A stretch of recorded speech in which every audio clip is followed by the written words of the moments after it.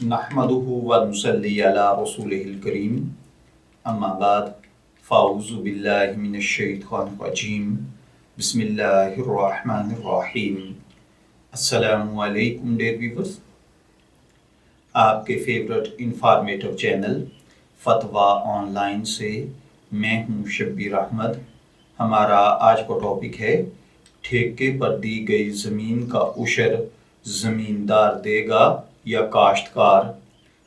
ये एक सवाल है जो हमसे मोहम्मद तैयब साहिब ने फैसलाबाद से पूछा है।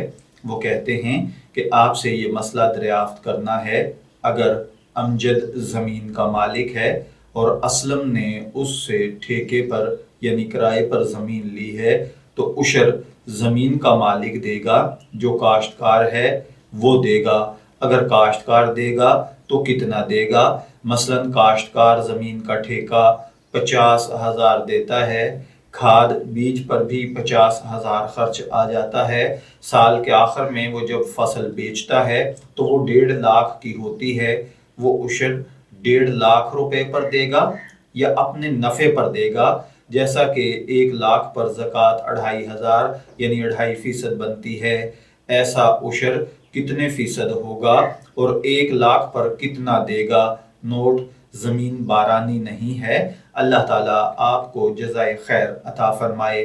तो देखिए भाइयों और बहनों, ऐसी सूरत में असलम पर कुल पैदावार का निस्फ उशर यानी 20 में से 1 या 100 में से 5 यानी 20 में से 1 या 100 में से 5वां हिस्सा उशर अदा करना होगा और इस अदायगी के बाद वो ठेके की रकम या दीगर अखराजात मिन्हा करेगा।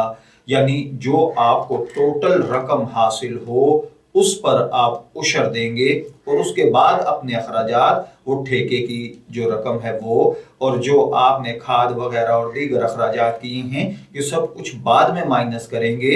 आपको उशर पहले देना होगा।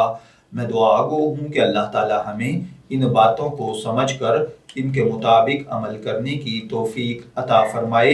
शब्बीर अहमद को इजाज़त दीजिए, फिर हाजिर होंगे किसी नए टॉपिक के साथ। तब तक के लिए अल्लाह हाफिज़।